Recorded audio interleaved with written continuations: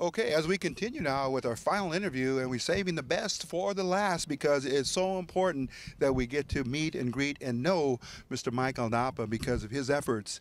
This is now in his second year, but even more importantly, the U.S. Army has joined the resource to Yes. bring this to our community. Mike, let's talk a little bit about yourself and then, of course, this big game coming up. Well, basically, this is in its second year of existence. Well, obviously, we know that there was a Fiesta Bowl way back, so I don't want to take away from that. But obviously, the game no longer existed, and the reason why we put this game together is because we needed to fill a void. There was a need in the community, more specifically in the inner city, for the Roosevelts and Garfields and Wilsons, and for the players in the schools who were pretty much excluded out of the all-star system, I guess. I don't know how accurate that is. So we decided to put it together, and this is in its second year now. And I can tell you two things. One, that this game is happening because of everybody involved. I can honestly, truly say, as I'm doing this, as I'm growing, I'm also learning. And one of the things that I've realized is that, when you want big things to happen, it really truly is a community effort. I mean, everybody involved here is putting in the work, and this is happening because of everybody involved. I mean, this is not because of me by no means. You originated the dream and dreamt the dream, and now it's happening, and you got to feel good about that. But more importantly, when the community was asked to lend assistance and participate in whatever role, they've answered the call. You know what? There was such excitement, and you know what? And Mario standing over here, he was part of that too. I mean, not to take away from him. There was people from East LA College who talked about it. There was people within the community who talked about it, and of course, having assurance of myself and what I can do, and I guess a little arrogance along the way, I said, you know what? I can do it, and I kind of directed it and kind of got it going. But it was really truly a team effort, and we put it together, and I mean, everybody was really, really excited when we started talking about it again, because it was such a void. I guess because in a sense everyone felt like not cheated, but like, hey, we're being excluded. Right. When we talked about doing this again, I mean, just everybody just jumped on and was just so supportive from all over, from everywhere in the community, like, hey, let's do this. And now the buzz is even greater this year because the U.S. Army and, of course, their efforts to support programs such as this at the high school level is very significant to our community because it's now they're going to be part of this program. Yes, you know what? Again, this goes back to the first game. I met a gentleman by the name of Captain Reynolds, who was on active duty out of the West Covina Recruiting Command, and he was a vendor at last year's game, meaning all they did was they had a booth. And after the game was over, I was in the military, so we hit it off. We had a good rapport, and we've actually developed a really good friendship. And you know what? That's another thing that I've learned in business. It's about relationship building. You make things happen because you have relationships with everybody. And what happened was with him, as we got to know each other, he was instrumental because he was the one who took it to his headquarters, his Army guys, and said, hey, you know what? I know this guy. We had a game. It was successful. Let's take it up to the next level. Excuse me. And because of him, he was the liaison. And excuse me, I'm sorry. Okay. We took it up he took it up to his command, his headquarters, and after that it was just rapport building. I met with him a number of times.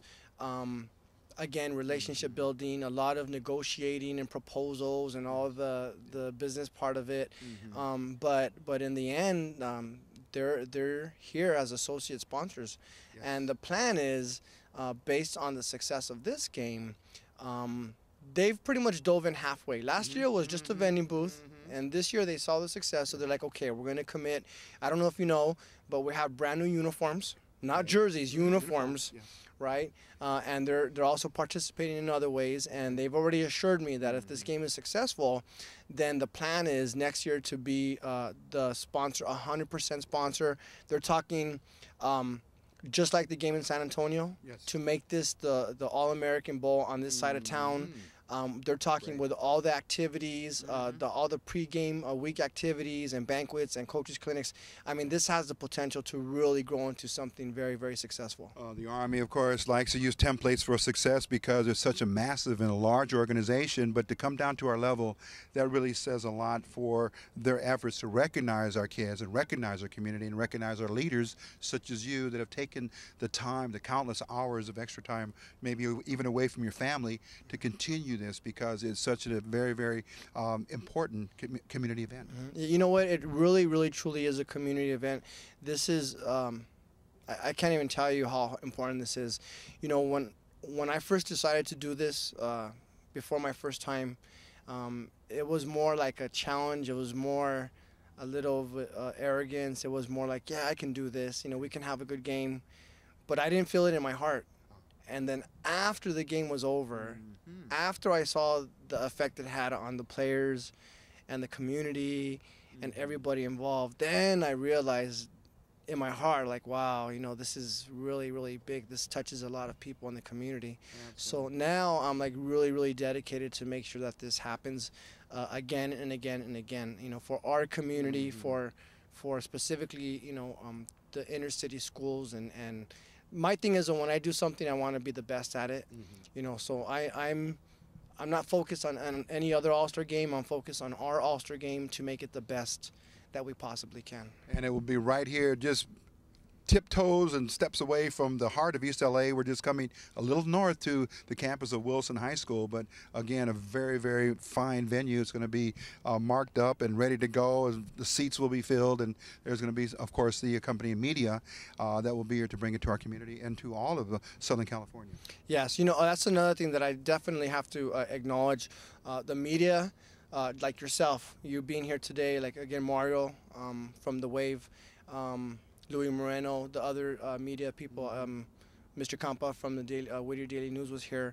You know, the media is very, very instrumental in making this game a success because obviously you help promote the game, and obviously, I mean, your words. One thing that I've learned is that your words are gold. You know, and if you report in a positive way and you report it in a productive way for the community, I mean, then other people will participate and they'll buy into it and they'll see how important this game is. So I definitely want to thank you for showing interest and for being here, and for Mario and for everybody else here. And I tip my hat, of course, to my producer right now, who actually is filming this because he is one of the finest young creative talents in our community, Eric Sarney, who has been with me for many, many years, and he continues to grow in his craft, and there's going to be a mighty, mighty special place for Eric Sarney at some point in his future when he decides to go top shelf professional. We're going to be there to support him as well. But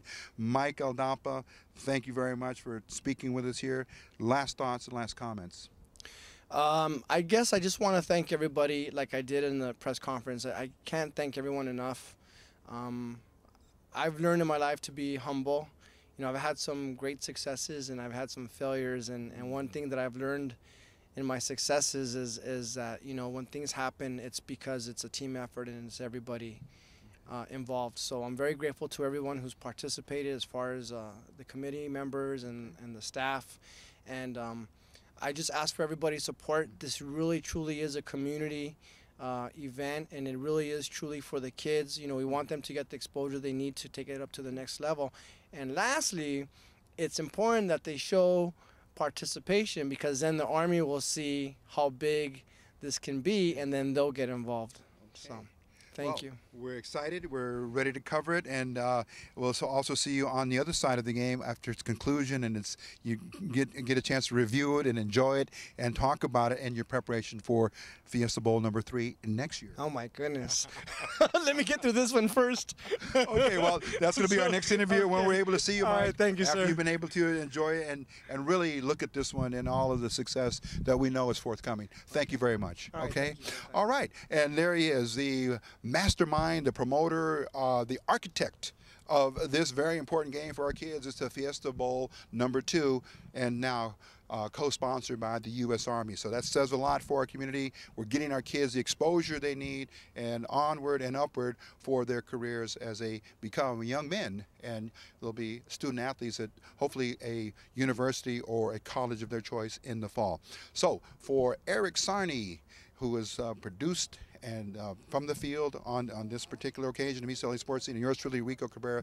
Thanks for watching our build-up to the Fiesta Bowl #2. Will take place here at Wilson High School on June the 28th. Thanks for watching.